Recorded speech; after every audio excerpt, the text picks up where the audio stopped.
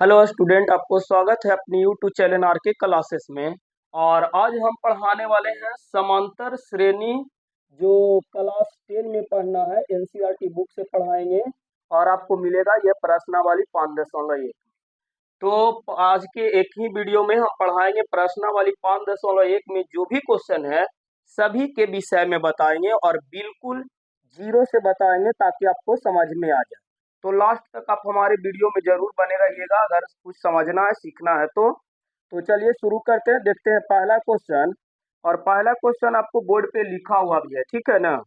पहला क्वेश्चन आपको कह रहा है, निम्नलिखित स्थितियों में से किन स्थितियों में संबंध संख्याओं की सूची एपी में है और क्यों।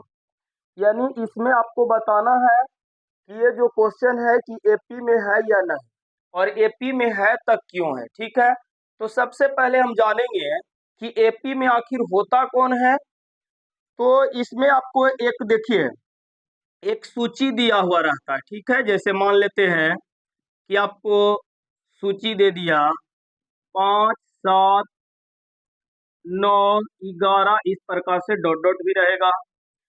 या एक सूची हम मान लेते हैं कि दे दिया 5, 10, 12, 17, 20, डॉट डॉट दे दिया, ठीक है। अब एक दो चीज इसमें जानना होगा कि इसमें जो पहले वाला जो पद रहता है, यानी जो सबसे शुरू में जो लिखा रहता है, इसको हम कहते हैं प्रथम पद। क्या कहेंगे? प्रथम पद कहेंगे। और प्रथम पद को हम ए द्वारा सूचित करते हैं, ठीक है। अब इसमें एक और रहता है कि सार्वंतर, ठीक है ना। इसको अभी मिटा देते हैं हम। एक रहता है सार्वंतर। सार्व अंतर, सार्व अंतर को हम डी द्वारा सूचित करते हैं। तो जो सबसे शुरू लिखल रहेगा उसको प्रथम पद कहते हैं, ए द्वारा सूचित करते हैं। यानी यहाँ पे आपको ए बराबर कितना देल है? 5 देल है। और सार्व अंतर को हम डी द्वारा लिखते हैं। और डी जो होता है, अच्छा, इसको हम ए1 भी कह सकते हैं। प्रथम पद को ए1 कह सकते हैं, दूसरा पद को ए2 कहते हैं, तीसरा पद को ए3, चौथा पद के ए4, इसी प्रकार से आगे एन तक होता है, ठीक है। तो अब आपको मेन रूप से पहला जो क्वेश्चन है ये कह रहा है कि कौन एपी में है, और एपी में है तो क्यों, ये भी कारण बताना है, ठीक है। तो सबसे पहले हम क्या करेंगे कि इसका एक सूत्र होता है, डीओ1 बराबर सूत्र होता है सार्व अंतर। दो संख्याओं के बीच के अंतर को ही हम सार्व अंतर कहते हैं, ठीक है। और सार्व अंतर जो निकलेगा वो डी1 डी2 माइनस डी1 होगा, या D3 माइनस D2 होगा, या D4 माइनस D3 होगा, ठीक है। यानी एक बाद वाला संख्या से पहले वाला के घटाना है। चाहे आप इसमें से इसको घटाइए, या इसमें से इसको घटाइए, या इसमें से इसको घटाइए, ठीक है। तो आगे हम D1 निकाल लेते हैं। तो D1 बराबर सूत्र आपको होगा D2 माइनस D1, ठीक है। D1 बराबर D1 बराबर सॉरी A2 माइनस A1, यानी दूसरा पद माइनस पहला पद, ठीक है। तो अब हम दूसरा पद लिख लेंगे, कितना है दिया हुआ? 7, माइनस पहला पद कितना है? तो 5। 7 में से 5 जाएगा तो कितना हो जाएगा? 2। यानी D1 के मान निकल गया कितना? 2। इसी प्रकार से D2 निकाल लेंगे। तो D2 बराबर होता है, जैसे D1 निकाले तो A2 माइनस A1 हुआ, उसी प्रकार से D2 बराबर हो जाएगा आपको D3 minus sorry A3 minus A2। यानी आप सिंपल याद रखिएगा कि पहले वाला बाद वाला में से पहले वाला की घटाना है, ठीक है। तो A3 आपको हो गया 9 हो गया, माइनस A2 7 हो गया, और 9 में से 7 जाएगा तो कितना बचेगा? 2। यानी D1 के मान भी 2 आ गया। और अब निकाल लेते हैं D3। तो D3 बराबर हो जाएगा A4 माइनस A3। तो A4 हो गया आपको 11, A3 हो गया 9, 11 में से 9 जाएगा तो 2। अब यहाँ आप देख रहे हो कि D1 के मान भी 2 है, D2 के मान भी 2 है, और D3 के भी मान 2 है। तो D1, D2, D3 यानी जो सार्व अंतर जो है ये बार बार बराबर आएगा। तो वह सूची जो है, ये जो सूची है ये पी में होगा, यानी समांतर श्रेणी में होगा, ठीक है। और अगर ये D1, D2, D3 बराबर नहीं आएगा तो यह एपी में नहीं होगा। बस इस चैप्टर में यही खास याद रखना है कि एपी में कौन होगा तो जिसमें D1 D2 D3 यानी संख्या बार बार बढ़ते या घटते क्रम में रहेगा लगातार एक ही रूप में, तो वह D1 AP में होगा यानी समांतर श्रेणी में होगा।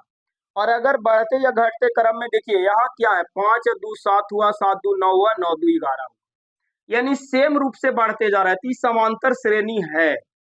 लेकिन आपको क्वेश्चन मान लीजिए कि इस प्रकार से दे दे 5 10 12 20 डॉट डॉट, तो क्या ये समांतर श्रेणी में होगा? तो ये समांतर श्रेणी में नहीं होगा। D1 निकालिएगा तो 10 में से 5 जाएगा तो 5 बचेगा, D2 निकालिएगा तो 12 में से 10 जाएगा तो 2 बचेगा, D3 निकालिएगा तो 20 में से 12 जाएगा तो 8 बचेगा। तो यहाँ क्या हो रहा है, समान रूप से ये बढ़ या घट नहीं रहा है, इसीलिए यह जो सूची है यह AP में नहीं होगा।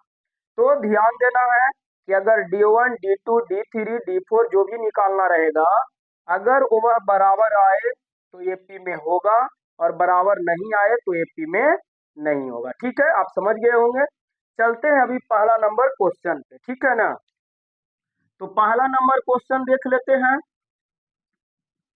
पहला नंबर क्वेश्चन आपको कह रहा है, अच्छा, प्रत्येक किलोमीटर के बाद एक टैक्सी का किराया, जबकि प्रथम किलोमीटर के किराया 15 रुपया है, ठीक है ना। एक टैक्सी से जाना है, ठीक है, टैक्सी से जाना है। कह रहा है कि प्रत्येक किलोमीटर के बाद टैक्सी का किराया, जबकि प्रथम किलोमीटर के लिए किराया 15 रुपया है। यहाँ से हम चलना शुरू किए, अब मान लीजिए कि यहाँ 0 किलोमीटर से चलना शुरू किए, 1 किलोमीटर पे हम पहुंच गए, तो किराया हमको लगेगा कितना रुपया, 15 रुपया। यानी कह रहा है कि प्रथम किलोमीटर के लिए किराया आपको लगेगा क्या रुपया, 15 रुपया। और प्रत्येक अतिरिक्त किलोमीटर, अब यहाँ से जो जाएंगे उसके लिए प्रत्येक अतिरिक्त किलोमीटर के लिए किराया क्या रुपया है, 8 रुपया। यानी क्वेश्चन कह रहा है ये कि जब हम 1 किलोमीटर चलेंगे तो उसका किराया 15 रुपया, लेकिन एकड़ आगे अब हम जितना किलोमीटर चलेंगे उसका किराया प्रत्येक 1 किलोमीटर पर 68 रुपया होगा। यानी यहाँ से थी अब हम 1 किलोमीटर फिर चल के मान लीजिए कि 2 किलोमीटर पे आ जाए, तो यहाँ से थी यहाँ की किराया हमको हो जाएगा 8 रुपया इस बार। तो टोटल यहाँ से यहाँ 15 रुपया और यहाँ से यहाँ 8 रुपया, ये 1 किलोमीटर के लग गया, ठीक है ना। तो ये हो जाएगा 15 और 8, 8 5 13, यानी अब हो गया के रुपया, 23 रुपया किराया। क्योंकि 1 किलोमीटर, पहला 1 किलोमीटर के लिए 15 लग रहा है, और अब जे 1 किलोमीटर चलेगा उतना 8 रुपया लगेगा। तो यहाँ से यहाँ 15, 0 से 1 किलोमीटर आने में, और 1 से अब 2 किलोमीटर आने में 8 रुपया और लगेगा, क्योंकि 1 से 2 1 किलोमीटर और चले, तो 1 किलोमीटर और चलेगा तो 8 और लग जाएगा, यानी 15 8 8 5 13 23 रुपया हो जाएगा। अब फिर मान लीजिए, अच्छा इधर 1 लिख लेते हैं, फिर मान लीजिए कि 1 किलोमीटर और आ गया, तब फिर 8 रुपया बढ़ जाएगा, काहे कि शुरू बार में 1 किलोमीटर के 15, अब जे 1 किलोमीटर चलेगा उतना 8, तो यहाँ से यहाँ 15 फिर 8 तो 23 हो गया, 23 में फिर आपको लग जाएगा के रुपया, 8 रुपया। तो 8 3 11, यानी कुल आपको हो जाएगा 31 रुपया। फिर अगर 1 किलोमीटर और आगे जाते हैं तो फिर 8 रुपया लग जाएगा, यानी 31 में 8 जुट जाएगा, तो 31 8 39 रुपया। इस प्रकार से आपको किराया लगेगा, ठीक है। तो अब इसका एक सूची हम बना लेते हैं, लिख लेते हैं, सूची बराबर पहला किलोमीटर चलेंगे तो के रुपया, 15 रुपया। अब जैसे जैसे हम आगे बढ़ेंगे प्रत्येक 1 किलोमीटर 68 रुपया लगते जाएगा, तो 1 किलोमीटर चले तो 15 रुपया, 1 किलोमीटर और चलेंगे तो 15 8 23 रुपया, फिर 1 किलोमीटर चलेंगे तो 23 8 31 रुपया, फिर 1 किलोमीटर आगे चलेंगे तो 31 8 39 रुपया, ठीक है। फिर आगे 1 किलोमीटर चलेंगे तो 39 8 9 8 17 47 रुपया। इसी प्रकार से आगे किराया क्या होगा, बढ़ते जाएगा, ठीक है ना। तो ये सूची बन गया। अब ये सूची जो क्वेश्चन जो कह रहा है कि प्रथम किलोमीटर पे 15 रुपया, बाकी पर 8 रुपया, तो 68 रुपया जोड़ते जाएंगे तो इस प्रकार के सूची आ जाएगा। अब क्वेश्चन कह रहा है कि अब बताइए कि प्रथम 15 रुपया और प्रत्येक अतिरिक्त के 68 रुपया जब हम देंगे तो क्या ये सूची AP में होगा, ये आपको बताना है। तो एपी में है कि नहीं, इसको लिए हम D1 D2 D3 निकाल लेंगे। जहां आपको याद रखना है कि ई वाला को हम ए कहते हैं या A1 कहते हैं। E2 हो गया, E3 हो गया, E4 हो गया, आगे और निकाल सकते हैं 68 रुपया जोड़ के। तो अब हम आगे EAP में है या नहीं, इसके लिए D1 निकाल लेंगे। तो D1 बराबर होता है A2 माइनस A1। तो A2 कहते हैं दूसरा पद, तो दूसरा पद में 23 है, 23 माइनस प्रथम पद, तो प्रथम पद 15 है, 23 में से 15 चल जाएगा तो आपको कितना बच जाएगा, 8 बच जाएगा। इसी प्रकार से निकाल लेते हैं D2। D2 बराबर निकालिएगा तो सूत्र होता है A3 माइनस A2, यानी तीसरा में से दूसरा के घटाना है। तो आपको हो जाएगा 31 माइनस 23, और 31 में से 23 जाएगा तो ये भी आ जाएगा 8 रुपया। फिर इसी प्रकार से D3 निकाल लेते हैं, तो D3 बराबर हो जाएगा A4 माइनस A3। तो A4 यानी चौथा पर 1 2 3 4, चौथा पर है 39, तो 39 लिख लेंगे, और माइनस A3, तो 39 से पहले वाला A3 यानी 31, 39 में से 31 चल जाएगा तो कितना बचेगा, 8 रुपया। यानी देखिए D1 के मान भी 8 आ गया, D2 के मान भी 8 आ गया, D3 के भी मान 8 आ गया। तो D1 D2 D3 बराबर है, इसीलिए यह जो सूची है यह एपी में होगा, ठीक है ना।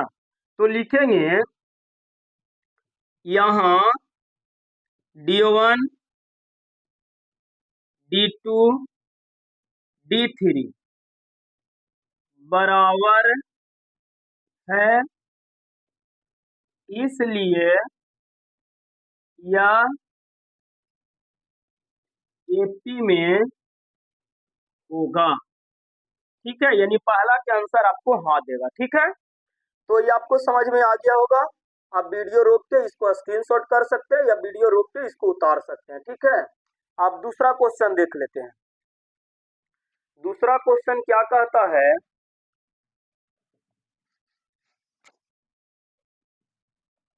दूसरा क्वेश्चन इसका कहता है, दूसरा क्वेश्चन कह रहा है किसी बेलन में उपस्थित हवा की मात्रा जबकि वायु निकालने वाले पंप प्रत्येक बार बेलन के शेष हवा का 1/4 भाग निकालता है, ठीक है ना। तो फिर बताना यह एपी में है कि नहीं। तो मान लीजिए, माना कि बेलन में उपस्थित हवा मान लेते हैं कि 1 लीटर होगा, यानी 1 मान लेते हैं। माना कि बेलन में उपस्थित हवा का मात्रा बराबर 1 लिख लेते हैं, ठीक है। अब कह रहा है क्या कि प्रत्येक पंप, यानी एक बार जब पंप मारते हैं बेलन में तो प्रत्येक बार बेलन के शेष हवा का 1/4 भाग निकल जाता है। यानी सूची जब बनाइएगा इसका सूची, तो सबसे पहले तो एक है हवा, फिर क्या कह रहा है जब पंप मारता है तो एक में से, यानी जो है ओकर शेष का, यानी एक में से 1/4 बाहर निकल जाता है। तो एक माने थे, एक में से 1/4 बाहर निकल जाएगा। तो सबसे पहले तो आपको ये हो गया, सूची एक हो गया। फिर आप आगे निकाल लीजिएगा, इसको हल कर लीजिएगा, तो इसको हल करिएगा तो हो जाएगा 1 माइनस 1 गुना 1 करेगा 1/4। अभी सूची मत लिखिए, आगे हम मान लेते हैं कि यहाँ 1 माने। फिर 1 में से 1 का, यानी जितना हवा है उसका 1/4 बाहर आ जाता है, यानी 1 माइनस हो जाएगा, 1 गुना 1 करेंगे 1 बटा में 4। अभी बटा में तो इसको भी बटा 1 मान लीजिए, 1 4 के एलसीएम 4 होगा, 1 से 4 बार में कटेगा तो 4 गुना 1 करिएगा, कितना हो जाएगा 4। और यदि भिन्न के जोड़ नहीं आता है, सीखना है तो आप कमेंट करिएगा, ये भी पढ़ा देंगे। और आप लोग 10वां में है तो ये तो आना चाहिए। इससे क्या होता है कि भाग देते हैं, और 1 से 4 4 बार में कटेगा, इसीलिए ऊपर वाला को 4 बार पढ़ेंगे तो 1 का 4 बार पढ़ेंगे तो 4 आ जाएगा, तो 4 लिख लें। ये 4 से 4 1 बार में कटेगा, तो ऊपर वाला को 1 बार पढ़ेंगे तो 1 का 1 बार पढ़ेंगे तो 1 आ जाएगा। और 4 में से 1 जाएगा बाबू तो कितना बचेगा, 3 बचेगा, बट्टा में 4। अब फिर क्या करना है, इसके आगे अभी यहाँ एक था, लेकिन अब एक में से कुछ हवा पंप मारे तो निकल गया, अब बच गया 3/4। अब 3/4 में पंप मारना है तो फिर निकलेगा 1/4। तो 3/4 अब माइनस 3 × 1 करेगा 3, अब बटा में 4 चौके 16, 4 और 16 कैल्शियम 16, 4 चौके 16, 4 बार में तो 3 का 4 बार पढ़ेंगे तो 3 चौ 12, 4 16 16 एक बार में तो 3 के 3, 12 में से 3 चल जाएगा तो बच जाएगा 9 और बटा में हो जाएगा 16। अभी ये बच गया तो फिर हम ये वाला लिख लेंगे 9/16। एकरा में से 9/16 का 1/4 निकल जाता है, तो 9/16 माइनस हो जाएगा 9 × 1 करिएगा तो 9 और 16 चौ 64। अब 16 64 कैल्शियम 64, 16 से 16 कटेगा 16 चौ 64, 4 बार में तो 9 चौके 36, माइनस 64 से 64 एक बार में तो 9 के 9, 36 में से 9 जाएगा तो 27/64 हो जाएगा। अब आप सूची लिख लीजिए, सूची लिख लीजिएगा। शुरू में हवा एक था, एक पंप मारे उसके बाद हवा बच गया 3/4, फिर एक पंप मारे तब हवा बच गया 9/16। ये वाला लिख रहे हैं, ये वाला लिख रहे हैं, ये वाला लिखे, फिर आगे मारिएगा तो 27/64। ये सूची हो गया। अब D1 और D2 निकाल के देखिए, अगर बराबर आ गया D1 D2 D3 तो ये P में होगा, बराबर नहीं आया तो ये P में नहीं होगा। ठीक है, तो आगे हम निकाल लेते हैं D1। तो D1 बराबर होता है D2 A2 - A1। ठीक है, तो A2 हो गया 3/4 और A1 हो गया 1, इसको हम 1/1 लिख लेते हैं। ठीक है, तो D1 बराबर हो जाएगा 1 और 4 कैल्शियम 4, 4 से 4 एक बार में तो 3 के 3, 1 से 4 बार में तो 4 × 1 करेगा 4, यानी 3 में से 4 जाएगा तो -1 और बटा में बचेगा 4। इसी प्रकार से D2 निकाल लीजिए। तो D2 बराबर होता है A3 - A2। तो A3 तीसरा वाला के कहेंगे तो तीसरा पर है 9/16 और माइनस दूसरा पर है 3/4। इसका एलसीएम कर लीजिए, 4 और 16 के 16 हो जाएगा, 16 से 16 एक बार में तो 9 के 9, 4 चौके 16, 4 बार में तो 4 तिया 12 और 9 में से 12 जाएगा तो ये आ जाएगा -3/16। देखिए यहाँ -1/4 है, यहाँ -3/16 आ गया, दोनों बराबर है तो बराबर नहीं है। तो जब D1 और D2 बराबर नहीं आ गया तो D3 अब निकाले से कोई फायदा नहीं है, जबकि शुरू में बराबर नहीं आ गया तो तीसरा नहीं निकालेंगे, डायरेक्ट हम लिख देंगे कि यह AP में नहीं है, क्योंकि D1 D2 बराबर नहीं। अगर बराबर होता तो AP में होता और बराबर नहीं है तो AP में नहीं होगा। ठीक है, समझ रहे होंगे आप, इसको भी स्क्रीनशॉट कर लीजिए। और अब देखते हैं क्वेश्चन नंबर पहला के 3।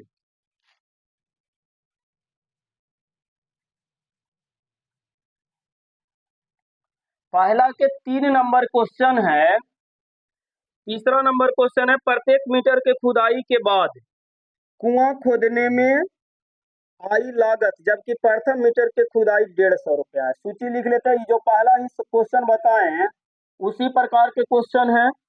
कह रहा है कि प्रत्येक मीटर की खुदाई, ठीक है ना, एक कुआं की खुदाई करना है तो शुरू वाला 1 मीटर खोदेंगे ना बाबू तो 150 रुपया कह रहा है कि लगेगा। ठीक है ना, यानी जबकि प्रथम मीटर की खुदाई की लागत 150 रुपया है, यानी 1 मीटर जो शुरू वाला हम खोदेंगे कुआं तो 150 रुपया लगेगा। और बाकी में कह रहा है कि आगे बाद में प्रत्येक मीटर के खुदाई लागत 50 रुपया बढ़ती जाती है। यानी कहने का मतलब कि शुरू वाला में 150 लगेगा और एक आगे जितना हमको खोदना है 50-50 बढ़ते जाएगा। यानी यहाँ 150 तो अगला में 50 बढ़ के हो जाएगा, कितना लगेगा 200। एक आगे यानी शुरू वाला खोदे तो 150, लेकिन एक अगला में प्रत्येक में 50-50 बढ़ते जाएगा। तो शुरू वाला में 150 लिए तो 50 बढ़ेगा, तो अगला 1 किलोमीटर खोदे के कितना पैसा लगेगा 200 रुपया लगेगा। और फिर अगला में 50 रुपया बढ़ जाएगा तो अभी कितना लगेगा 250 रुपया, और फिर अभी 50 बढ़ जाएगा तो कितना 300 रुपया। इसी प्रकार से 50-50 रुपया प्रत्येक किलोमीटर पर बढ़ते जाएगा, ठीक है ना। तो प्रत्येक किलोमीटर पर 50-50 बढ़ते जाएगा। तो कह रहा है कि अब ये जो सूची है यह एपी में होगा कि नहीं, ये आपको बता रहे हैं पहला के क्वेश्चन नंबर 3। तो यहाँ आपको ये प्रथम पद हो गया, दूसरा पद, तीसरा पद, चौथा पद। तो हम D1 निकाल लेते हैं। तो D1 बराबर होता है A2 माइनस A1, यानी आपको हो जाएगा 200। A2 200 है, 200 में से A1 घटा देना यानी 150 घटा देना। तो 200 में से 150 जाएगा तो 50। फिर अब करेंगे D2। D2 बराबर होता है A3 माइनस A2। तो A3 हो गया 250 और A2 हो गया माइनस A2 हो गया 200। 250 में से 200 चल जाएगा तो 50 बचेगा। इसी प्रकार से D3 निकाल लेना है। D3 निकालिएगा तो ये हो जाएगा A4 माइनस A3। तो A4 हो गया 300, अब में से घटा लीजिए 250। 300 में से 250 जाएगा 50 रुपये। ऐसे आगे और लिख सकते थे लेकिन 3 गो तलक निकाल लिए, हो गया काम मेरा। कह के आप देखिए D1 D2 D3 तीनों के मान क्या है, बराबर है, इसीलिए यह सूची जो है एपी में होगा। लिखेंगे यहाँ D1 D2 D3 का मान बराबर है, बराबर है, इसलिए यह एपी में होगा, यानी समांतर श्रेणी में होगा। ठीक है, इसको उतार लीजिए और इसके बाद हम अब आते हैं क्वेश्चन नंबर 2 पर। ठीक है, इसको स्क्रीनशॉट कर लीजिए। क्वेश्चन नंबर 2 देख लेते हैं। कर लिए होंगे, चलिए मिटा देते हैं इसको। क्वेश्चन नंबर 2 देखिएगा, बहुत अच्छा चैप्टर है, यहाँ से क्वेश्चन हर साल पूछता है, ठीक है ना। तो आप पढ़ाई करिए पूरे अच्छे तरीका से और मैं कोशिश करूंगा कि पूरा के पूरा समझ में आ जाए और आप जाएं तो मैथ में नंबर पूरा पूरा लेके आए। 2 नंबर क्वेश्चन देखिए। 2 नंबर क्वेश्चन है, दी हुई एपी के प्रथम 4 पद लिखिए। प्रथम 4 पद लिखिए, जबकि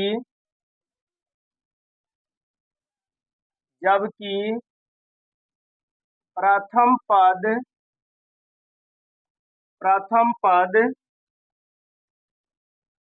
ए और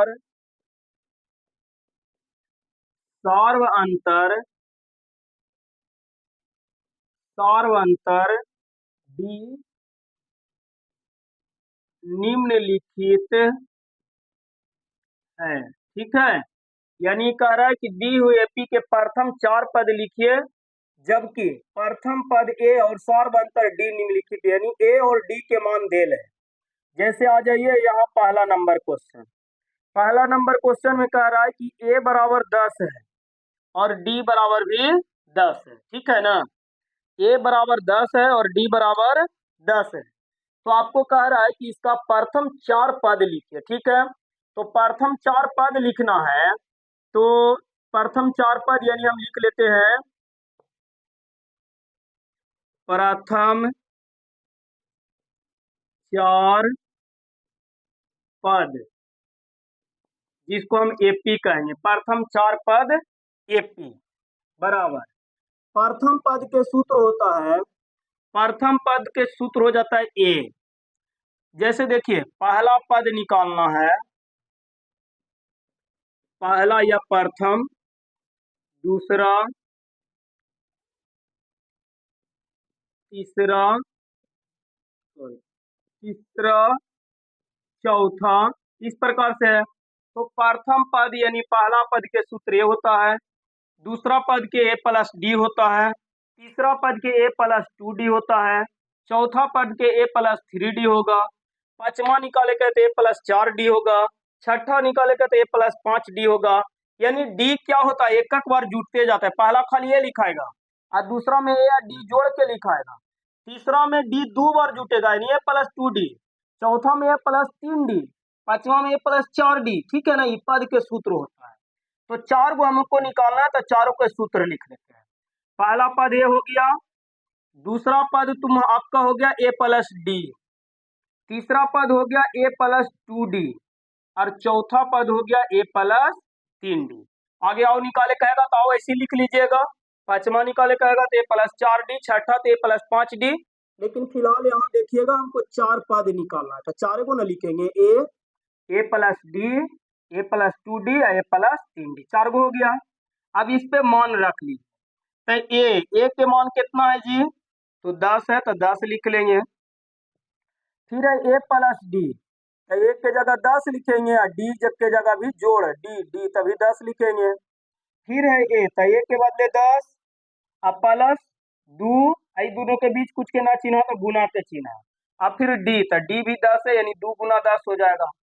फिर a है तो a के जगह 10 लिखेंगे क्योंकि a के मान 10 है, तो a के जगह 10 लिख लेंगे और प्लस 3d, तो 3 के 3 और गुना d के जगह कितना लिख लेंगे, 10 लिख लेंगे।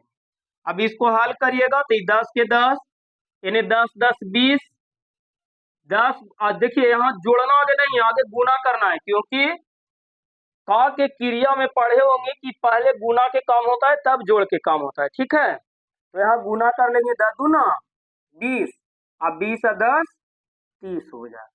फिर चौथा पद ऐसा ही इसको गुना कर लिए 10 30, 30 और 10 40 हो गया। यही आपको एपी में हो गया प्रथम चार पद। ठीक है, तो ये चार आपको आंसर हो गया। ठीक, देखते हैं क्वेश्चन नंबर 2। अब क्वेश्चन नंबर 2 क्या कहता है, तो क्वेश्चन नंबर आपको 2 में है a बराबर -2 और d बराबर 0। तो आप एक चीज और याद रखिएगा, यहाँ से क्वेश्चन पूछता है d धनात्मक भी होता है, ऋणात्मक भी होता है, शून्य भी होता है। अगला क्वेश्चन, क्वेश्चन नंबर 2 देख लेते हैं। तो क्वेश्चन नंबर 2 देखिएगा, तो क्वेश्चन नंबर 2 आपका कह रहा है दूसरा के 2 कि a बराबर -2 है और d बराबर 0 है और d 0 रहेगा तो सभी पद का मान वही आएगा। ठीक है, चार गो पद लिखना है तो फिर यही वाला सूत्र लिख लेना। इसको हम मिटा देते हैं पहला के, चार गो पद लिखना है तो चारों पद के तो सूत्र यही रहेगा, पहला पद के, दूसरा पद के प्लस डी, तीसरा के प्लस 2d, चौथा के प्लस 3d। अब इस पे मान रख लीजिएगा, ए के जगह हम रख लेते हैं -2, फिर ए है तो ए के जगह -2 और प्लस डी के बदले 0। फिर आपको ये है तो ए के जगह लिखेंगे -2 और प्लस 2 गुना डी के जगह 0। फिर ए के जगह लिखेंगे -2 प्लस 3 गुना डी, तो 3 के 3 और डी के जगह 0। -2 के -2 रह देते हैं, -2 में 0 जोड़ेंगे तो ये भी -2 हो जाएगा। 0 गुना 2 करिएगा तो कोई भी अंक में 0 से गुना करते हैं तो 0 आता है, यानी 2 गुना 0 करेंगे तो 0 आएगा और 0 में -2 जोड़ लेंगे तो फिर -2 आ जाएगा। 3 गुना 0 करेंगे तो 0 हो जाएगा, 0 में -2 जोड़ लेंगे तो -2 ये रह जाएगा। यानी a -2 और d 0 रहेगा, तब प्रथम, दूसरा, तीसरा, चौथा ये चारों पद जो आएगा -2 -2 -2 -2 आएगा। इस प्रकार से आपको दूसरा के 2 के आंसर आ जाएगा। ठीक है, अब देख लेते हैं दूसरा के क्वेश्चन नंबर 3। 3 क्या कहता है, अब इसको मिटा देते हैं, उतार लीजिएगा। 3 देखिए, 3 में कह रहा है कि a बराबर 4 है, a बराबर कितना है 4 है और d बराबर -3 है, d बराबर -3। अब प्रथम चार पद लिख लीजिएगा, प्रथम चार को ही निकालना है, अभी जो भी दूसरा में बताएंगे सब में यही सूत्र लगेगा। ठीक है, a, दूसरा a प्लस d, तीसरा a प्लस 2d और चौथा a प्लस 3d। ठीक है, अब इस पे मान रख लेते हैं। देखिए कुछ नहीं करना है, एकदम कमजोर से कमजोर बच्चा आसानी से सीख सकता है। a है तो a के बदले जो a बराबर 4 दिला है, a के बदले 4 लिख लेंगे। ठीक है, फिर यहाँ a है तो a के बदले फिर कितना लिख लेंगे 4। आई प्लस के चिन्ह, देखिए माइनस में देगा तो ध्यान देना, सूत्र में प्लस के चिन्ह है तो प्लस लिखेंगे और डी है -3, तो डी के -3 लेके अब दो चिन्ह एक बार आता है तो ये घेरा आ जाता है, ठीक है। फिर यहाँ आप करिएगा ए, तो ए के जगह 4 लिख लीजिएगा क्योंकि ए के मान 4 है। और सूत्र में यहाँ प्लस देना है तो प्लस कर लेंगे, फिर दो के दो लिखेंगे और गुना डी, डी के मान -3 है तो गुना कर लेंगे -3। फिर यहाँ करेंगे ए के जगह 4 और प्लस 3 के 3 और गुना डी, डी -3 है तो डी के जगह फिर लिख लेंगे -3। अब यहाँ कर लेते हैं 4 के 4 हो जाएगा, फिर प्लस 4, आई देखिए प्लस है ये माइनस है, तो आप जानते होंगे कि प्लस और माइनस के चिन्ह रहता है तो प्लस माइनस माइनस हो जाता है, तो 4 आई प्लस माइनस -3 हो जाएगा। यहाँ करिएगा तो 4 और ई देखिए प्लस में माइनस में, तो प्लस माइनस गुना करिएगा तो प्लस माइनस माइनस होता है, 3 गुना 2 करेगा तो 3 दूना 6। फिर यहाँ 4 के 4 उतार लीजिए और यहाँ गुना करना है, जो देखिए ई प्लस में ई माइनस में, तो प्लस माइनस माइनस और 3 गुना 3 करेगा तो 3 तिया 9। अब यहाँ कर लेना है 4, 4 में से 3 चल जाएगा तो 1, 4 में से 6 घटाना। देखिए बहुत बच्चा गलती क्या करता है, 4 में से 6 आए वो 6 में से 4 दोनों अलग है, 6 में से 4 जगह तो आपको 2 बचेगा, लेकिन कम में से ज्यादा घटाना है, यानी 4 में से 6 घटाना है, तो उल्टा घटाएंगे, इन्हें से इन्हें घटा लेंगे लेकिन चिन्ह पड़ जाएगा माइनस के और 6 में से 4 जाएगा तो 2 हो जाएगा, ठीक है। तो ये ध्यान देना है, 4 में से 6 चल जाएगा तो -2। इसी प्रकार से 4 में से 9 चल जाएगा तो उल्टा घटा लेंगे 9 में से 4, लेकिन चिन्ह पड़ जाएगा माइनस क्या, 9 में से 4 जाएगा तब 5। ये आपको तीसरा के आंसर हो गया, ठीक है। क्वेश्चन नंबर 4 देख लेते हैं, 4 क्या कहता है, तो इसको आप उतार लीजिए, स्क्रीनशॉट ले लीजिए और चौथा क्वेश्चन देखते हैं। 4 नंबर क्वेश्चन है, a बराबर -1 फिर d बराबर 1/2 है, ठीक है। सब क्वेश्चन अलग अलग तरीका के है, खाली आपको जोड़ घटाव सही से कर लेना है, आपको सब हिसाब बन जाएगा। तो एक के जगह हम रख लेंगे कितना, तो -1 दिया है तो एक के जगह हम लिख लेंगे -1। फिर यहाँ ये है तो एक के जगह -1 अब प्लस डी के जगह लिखेंगे 1/2।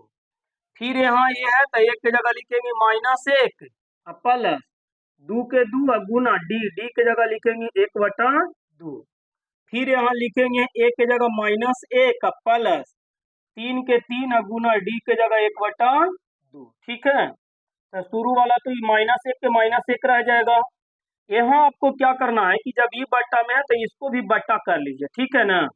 यानी इसको हम कर लेते हैं -1/1 अब प्लस यानी 1/2 तो आपको पहले से है, बट्टा हम कोई भी संख्या के एक लिख सकते हैं, क्योंकि एक लिखने से मान नहीं बदलता है।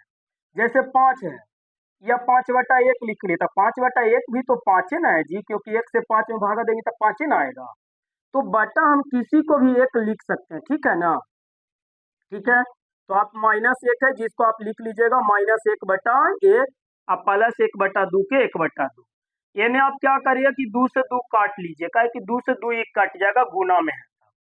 तो यानी आपको हो गया -1 अब प्लस 2 से 2 कट गया तो बच गया आपको 1, और यहाँ हो गया आपको -1/1 लिख लीजिए या प्लस ये 2 से 3 कटेगा नहीं तो एरा सेरा गुना कर दीजिए, 3 गुना 1 करिएगा तो 3 अब बटा में 2 के 2। अब आपको आंसर हो गया -1, 1 का 2 के लघुत्तम 2, 1 से 2 बार में तो -1 के 2 बार पड़ेगा तो -2 और 2 से 2 एक बार में तो 1 के 1। अब ये देखिए ये +1 है, ये -1 है, यानी 1 में से 1 चल जाएगा तो कितना बचेगा, 0 बचेगा। और यहाँ आप कर लीजिए 1 का 2 के एलसीएम 2, 1 से 2 बार में तो ये हो जाएगा 1 का 2 बार पढ़ेगा तो 2 प्लस 2 से 2 एक बार में तो 3 का एक बार पढ़ेगा 3।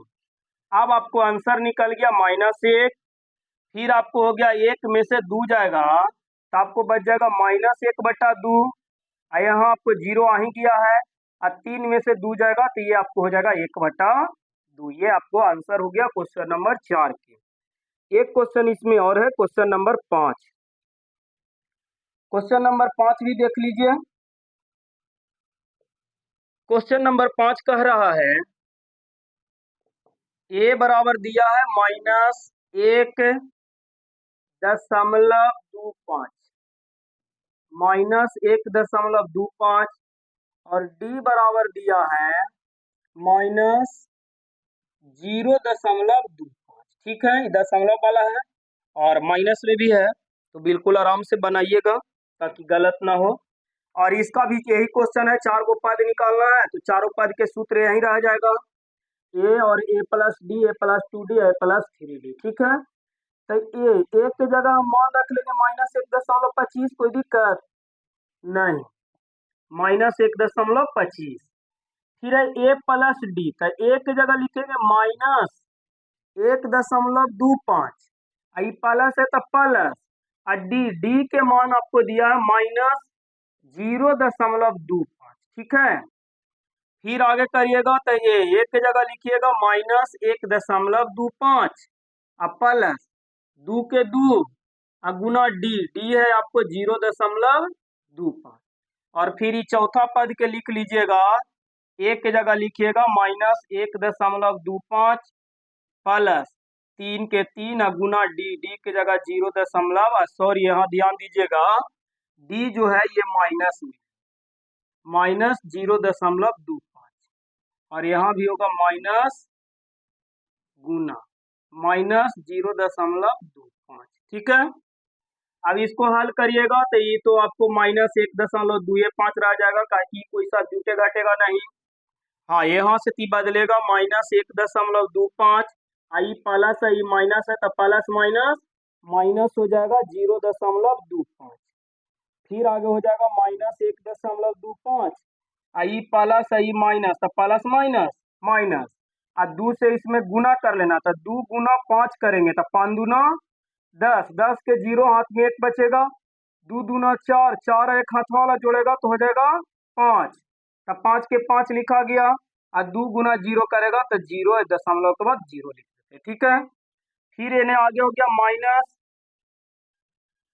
ये अलग है माइनस 1.25, आई प्लस है, हाँ माइनस है, तो प्लस माइनस माइनस, 3 गुना 5 करेंगे, यानी आपको करना है 3 गुना 0.25, तो 3 गुना 5 करिएगा तो 5 तिया 15 के 5 हाथ में 1, फिर इसको गुना करिएगा तो 3 दूना 6, एक हाथ वाला 7, दशमलव है तो दशमलव, और 3 गुना 0 करेगा तो 0, यानी आ जाएगा प्लस माइनस माइनस 0.75।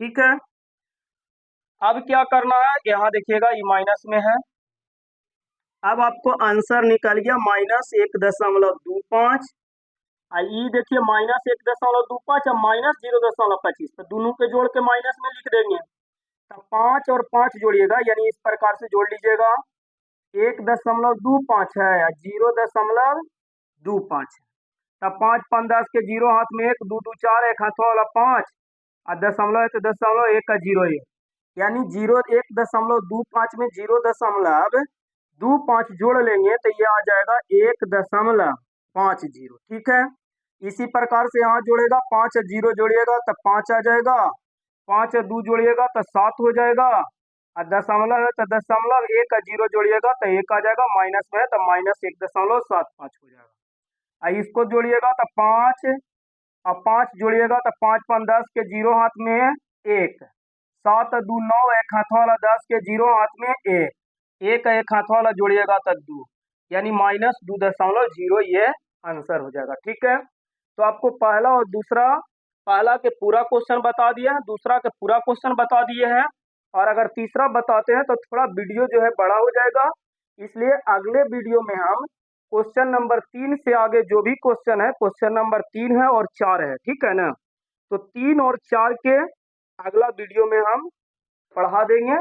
तब तक के लिए आपको धन्यवाद, पढ़ते रहिए।